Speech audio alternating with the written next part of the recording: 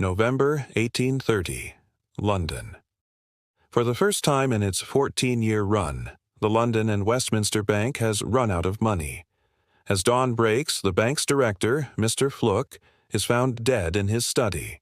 A small piece of paper is clutched in his hand. It reads, "All my papers are in the blue bag." What did Fluke know? And what could it have to do with the strange death of his colleague, Mr. Horwood? July 24th, 1836, London. John Henry, an employee at the London and Westminster Bank, stares vacantly ahead of him. He has just returned from his lunch break to find the entire building consumed by flames. As he watches in disbelief, all of the bank's records go up in smoke. What happened here? And will this be the end of the bank? March 19th, 1837, London. The London and Westminster Bank is still struggling to recover from the fire that destroyed their records months ago. Now they are forced to turn away customers who want to withdraw their savings. William, one such customer, becomes angry when the bank refuses to release his own money. As the crowd grows restless, the bank manager, Mr. Hine, tries to calm them down. But there are rumors spreading through the crowd. People are saying that the bank managers are stealing their money and hiding it away. Is there any truth to these rumors? And if so, why? May 1837, London. William enters the office of Mr. Hine, manager of the London and Westminster Bank. He wants answers as to why the bank would not let him take his own money out of the bank. When Mr. Hine tells him that it's because of a recent string of robberies, William pulls a pistol and fires it at point-blank range. Mr. Hine falls to the ground mortally wounded. William flees the scene and soon the authorities are on his trail. Why did William commit this crime? And was there something more behind his actions than meets the eye? August 1837, London. Henry Fauntleroy, a young lawyer, sits alone in his apartment. He has been working hard to make a name for himself in the city. But recently, business has been slow. This is about to change. He receives a letter asking for his services in solving a mysterious case.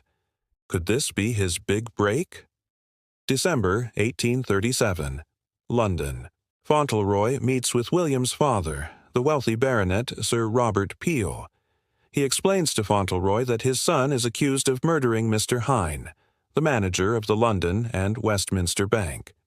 Sir Robert doesn't believe that his son could commit murder, but the evidence against him is mounting. Fawn Trelawney agrees to take on the case. January 1838, London. Fauntleroy visits the bank where William's crime took place. He interviews employees and customers, trying to get to the bottom of what really happened. Was William acting alone, or is there something more sinister at play? July 1838, London. After months of investigation, Fawn Trelawney believes that he finally has enough evidence to prove William's innocence. But before he can reveal what he has learned, he is visited by a mysterious stranger who warns him to drop the case. If he doesn't, bad things will happen to him and his family. Will Fauntleroy listen to the warning, or is he too determined to uncover the truth? 1830. London is in turmoil. The city has seen better days and financial panic runs rampant. As people struggle to keep their heads above water, rumors spread of bank failures and economic ruin. In the heart of the chaos, the London and Westminster Bank stands tall, seemingly impervious to the financial strain gripping the nation. But behind the bank's imposing facade, a darker reality is brewing. Mr. Fluke, the bank's director, is found dead in his study.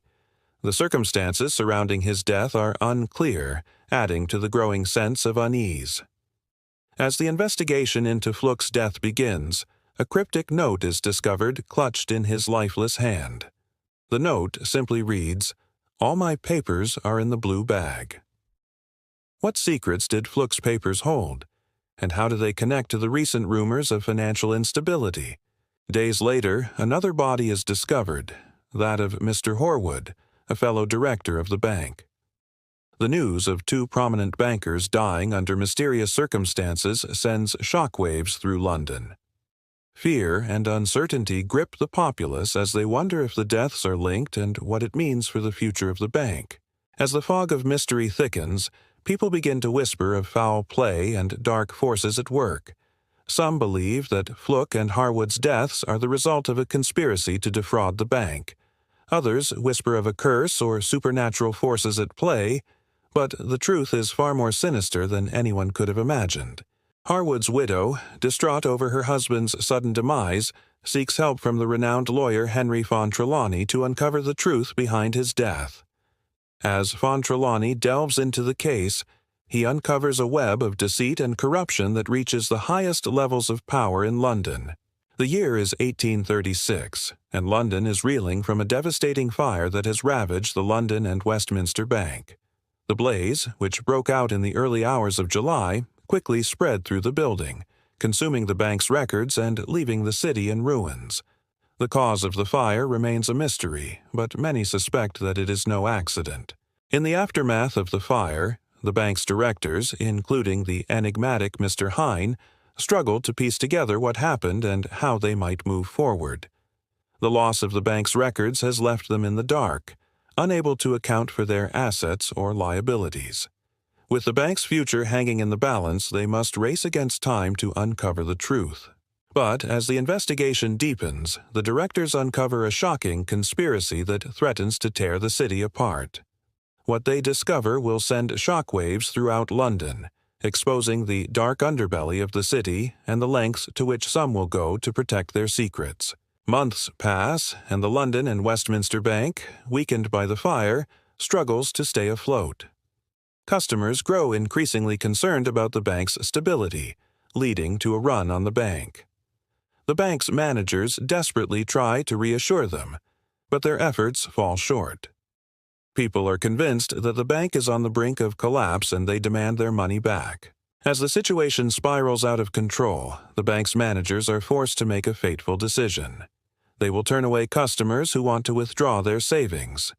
The move only fuels the fire, leading to protests and unrest in the streets of London. People accuse the bank managers of stealing their money and refuse to back down until they get their cash back. The tension mounts as the bank's managers struggle to maintain order. The situation becomes increasingly volatile, and the threat of violence hangs heavy in the air. As the crowds grow more aggressive, the bank managers realize that they need help. They call upon the police to restore order, but the officers are met with hostility and the situation quickly spirals out of control. Amidst the chaos, William, a desperate customer, pushes his way to the front of the crowd. He demands his money back but is met with a firm refusal. Enraged, he pulls out a pistol and fires it at Mr. Haynes, the bank manager. Haynes collapses to the ground mortally wounded and William flees the scene. As the crowd erupts into violence, the bank is left in ruins. The people of London are left wondering what will become of the bank and how they will ever recover from the devastating loss. The incident leaves a lasting impact on the city, exposing the fragility of the financial system and the depths to which people will go to protect their interests. Following the traumatic incident at the bank, William finds himself on the run from the law. As the police close in on him, he realizes that he may not have a chance of escaping justice. With nowhere else to turn, he decides to surrender and faces his accusers, knowing that his fate is sealed. A trial commences, and William is charged with the murder of Mr. Haynes. The evidence against him is overwhelming, and it seems that his fate is a foregone conclusion. The public eagerly awaits the verdict, eager to see justice served. When the jury delivers their verdict, the courtroom erupts into gasps and murmurs as they declare William guilty.